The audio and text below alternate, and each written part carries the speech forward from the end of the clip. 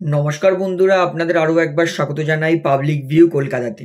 বন্ধুরা, সবার প্রথমত ক্ষমা প্রার্থী, কারণ এই মুহূর্তে ঘরে নেই, তাই সঠিকভাবে ভিডিও আপনাদেরকে বানিয়ে দিতে পারছি না।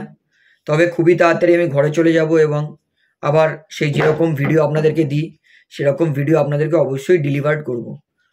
তো আনোয়ারের বিষয় সমস্তটা জানাবো, তার আগে আপডেট দিয়ে দিই। সেটা হচ্ছে ইন্ডিয়ান সুপার লিগ, সেটা কিন্তু শুরু হবে এই সিজন 13ই সেপ্টেম্বর থেকে। অর্থাৎ ইন্ডিয়ান সুপার লিগ সিজন 11 শুরু হচ্ছে 13ই সেপ্টেম্বর থেকে। এইবারে আপনাদেরকে আনোয়ার আলীর আপডেটটা দিই। আনোয়ার আলীকে নিয়ে কিন্তু বড়সড় তথ্য অনেক কিছুই বেরিয়ে এসেছে। তো কিছু কিছু জায়গায় বলবো, মোহনবাগান AIFF এর কিন্তু অনেকটা বিচার এই মুহূর্তে যেই দিকে যাচ্ছে বা যাবে বলে মনে হচ্ছে, সেটা হচ্ছে মোহনবাগানের পক্ষে। এইটার ব্যাপারটা ছিল না যে আনোয়ার মোহনবাগানে থাকবে কি থাকবে না, কারণ এটা আমরা জেনে গেছিলাম যে পিএসসি পরিষ্কার করে দিয়েছে যে আনোয়ারকে এনওসি দিতেই হবে, তাই আনোয়ার মোহনবাগানে থাকবে। এই ব্যাপারটা কিন্তু আমরা জেনে গেছি যে আনোয়ার মোহনবাগানে থাকার কোনো কথাই নেই, আর আনোয়ার এই মুহূর্তে মোহনবাগানে থাকবে না, এটা আমরা জেনে গেছি। তাই এই বিষয়টা আমি আর বলছি না। আজকের মিটিংয়ে অনেক গুরুত্বপূর্ণ ভূমিকায় বিচার বিবেচনা হয়েছে। প্রথমত, রঞ্জিত বাজাজ তিনি কিন্তু মোহনবাগান দলের ওপর প্রচণ্ড খচে গেছেন। তিনি পিএসসির মিটিং শেষ হওয়ার পরই নিজের এতে লিখেছেন সোশ্যাল মিডিয়া সাইডে যে একদিকে তুমি আনোয়ারকে সুইট কিড বলছো, অন্যদিকে তুমি একটা ন্যাশনাল টিম প্লেয়ার আনোয়ার আলীর ওপর সেকশন চাইছো। তোমার উকিল এসে বলছে যে আনোয়ারকে আমি ব্যান করতে চাই, দিল্লি এফসি নয়, ইমামি ইস্টবেঙ্গল নয়, আনোয়ারকে আমি ব্যান চাই। তো তুমি কিভাবে এটা করছো যখন একটা প্লেয়ারের জীবিকা নির্বাহর ব্যাপার আসছে? অর্থাৎ রঞ্জিত বাজাজ পরিষ্কার কিন্তু মোহনবাগান দলকের ওপর কিন্তু নিজের রাগ প্রকাশ করেছেন যে কিভাবে মোহনবাগানের কর্ণধার সঞ্জীব গোয়েঙ্কা সুইট কিড বলেছিল, তারপরে সেই প্লেয়ারকেই তারা ব্যান করতে চাইছে। তো এই মুহূর্তে যদি পিএসসি তারা মোহনবাগানের ফরে সমস্ত কেসটা দেয়, মোহনবাগান তারা চেয়েছিল যে তারা 20 কোটি কম্পনসেশন চেয়েছিল, এবং এই মুহূর্তে দাঁড়িয়ে মনে হচ্ছে ব্যাপারটা 20 কোটি যাবে না, 11-12 কোটি যেতে পারে।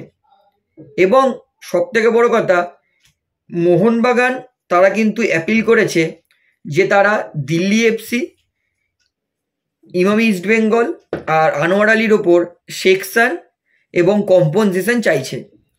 কম্পনসেশন আগেই বলেছি, মোহনবাগান ডিমান্ড করেছে 20-22 কোটি, কিন্তু ব্যাপারটা 11-12 কোটির অবধি যাবে।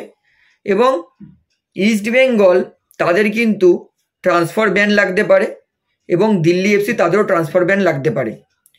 দিল্লি এফসি তারা খুবই চালাকি বুদ্ধি করেছিল, তারা ব্যান হওয়ার আগেই নিজের টিম গোছানোর চেষ্টা করেছিল যাতে ব্যান হলেও তাদের টিমটা তৈরি হয়ে থাকে। সেটা কিন্তু হচ্ছে না।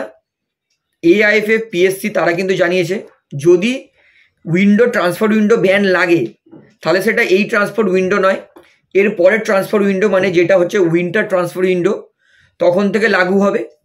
আর আনোয়ারের কিন্তু ব্যান যবে পুরো পিএসসি ডিক্লেয়ার করে দেবে তার পরের দিন দিয়েই হবে। অর্থাৎ আনোয়ারের ব্যান এখন থেকেই হতে পারে, পিএসসি অ্যানাউন্সমেন্ট করার পর দিয়েই হতে পারে, কিন্তু দিল্লি এফসি আর ইস্টবেঙ্গলের ট্রান্সফার ব্যান এর পরের উইন্ডো, মানে উইন্টার ট্রান্সফার উইন্ডো থেকে হতে পারে। অর্থাৎ যতই টিম বানিয়ে নিক, উইন্টার ট্রান্সফার উইন্ডো থেকে কিন্তু ব্যান পেতে পারে। এবং বলে রাখি, যখনই পিএসসি নিজের মতামত পুরো ডিক্লেয়ার করে দেবে, তারপরে কিন্তু দিল্লি এফসি ইস্টবেঙ্গলের কাছে একটা সুযোগ থাকবে যে এই অ্যাপিলটা ফিফা থেকে চ্যালেঞ্জ করা, 11-12 কোটি টাকা কত বছরে দিতে পারবে। এবং বলে রাখি, আর্টিকেল 31 এবং আর্টিকেল 31.2 লেখা আছে যতক্ষণ না মোহনবাগান কম্পনসেশনটা পাচ্ছে, মানে 11-12 কোটি ক্লাব থেকে পাচ্ছে না, ততদিন তিনি কিন্তু আনোয়ার আলীর ব্যানটা টানতে পারেন। মানে ধরে নিন, কথা বলছি, দিল্লি আর ইমামি ইস্টবেঙ্গল 12 কোটি দিতে লাগালো 2 বছর, তাহলে কিন্তু মোহনবাগান চাইলে আনোয়ার আলীর সাসপেনশন 2 বছরই আটকে রাখতে পারে। মানে সাসপেনশন বলছি, মানে আনোয়ার যাতে অন্য ক্লাবে খেলতে না পারে, সেটা কিন্তু 2 বছর, মানে যতদিন টাকাটা পুরো ক্লিয়ার না পারবে, ততদিন কিন্তু মোহনবাগানের কাছে একটা রাইটস থাকবে যে মোহনবাগান তার টাকাটা, মানে আনোয়ার আলীকে টাকা না পাওয়া পর্যন্ত অন্য ক্লাবে সই নাও হলে হতে দিতে পারে। এটা মোহনবাগানের কাছে কিন্তু এই আইএফএফ রুল 31 এবং 31.2 লেখা আছে। অর্থাৎ পুরো ব্যাপারটা কিন্তু এখানে দাঁড়িয়ে গেছে যে আনোয়ার তিনি তো দিল্লি এফসিতে আবার রিজয়েন করবেন এবং তারপরে তিনি কোন দলে সই করবেন সেটা আমরা জানি। এই জায়গাটা পুরোপুরি ক্লিয়ার। তবে এইবার কম্পনসেশনটা কত হবে, কত টাকা দিতে হবে, কত টাকা দিতে হবে না, সেটা কিন্তু পিএসসি এখনো জানায়নি। সম্ভবত আজকে রাত্রিবেলা অথবা কালকে সকালবেলা আমরা জেনে যাব যে পিএসসি তারা কী সিদ্ধান্ত নিয়েছে। এবং যেহেতু দিল্লি আর ইস্টবেঙ্গল আরও টাইম চেয়েছে, তাই পুরোপুরি ব্যাপারটা কিন্তু মিডটে 22 আগস্ট 23 আগস্ট হয়ে যেতে পারে। তো এটা হচ্ছে আনোয়ার আলীর বর্তমান আপডেট। সমস্তটা কিন্তু পুরো ডিটেলসে আপনাদেরকে বুঝিয়ে দিয়েছি। আশা করি আপনাদের সমস্তটা বুঝেছেন। কোনো পয়েন্ট মিস করেছি কিনা একবার ভেবে নিয়ে দাঁড়ান। সমস্তটাই বলেছি। তো ভিডিওটা এখানে শেষ করছি। যদি এখনও কোনো নতুন আপডেট বেরোয় আনোয়ারকে নিয়ে অবশ্যই আপনাদেরকে জানিয়ে দেবো। এবং আপনাদেরকে বলছি একটু অ্যাডজাস্ট করে নিন। সাউন্ড আমি পুরোপুরি চেষ্টা করছি ভালোভাবে ডেলিভার করার, যতটা পারছি ঠিকঠাকভাবে দেওয়ার আপডেট চেষ্টা করছি। এবং বলে রাখি 2-1 দিনেরই ব্যাপার। আমি কিন্তু আবার ঘরে চলে গেলে কিন্তু আপনাদেরকে প্রপার যেরকম ভালোভাবে ভিডিও দিতে পারি সেটা কিন্তু দেবো। তাহলে বন্ধুরা ভিডিওটা এখানে শেষ করছি। আশা করি ভালো লাগলো। তো ভিডিওটি ভালো লাগলে অবশ্যই লাইক করুন, কমেন্ট করুন, শেয়ার করুন। এবং বন্ধুরা চ্যানেলটি তার নতুন আছেন সবাইকে অনুরোধ করবো তারা অবশ্যই পাবলিক ভিউ কলকাতা এই চ্যানেলটিকে সাবস্ক্রাইব করে বেল আইকন প্রেস করে অল করে রাখবেন। ধন্যবাদ।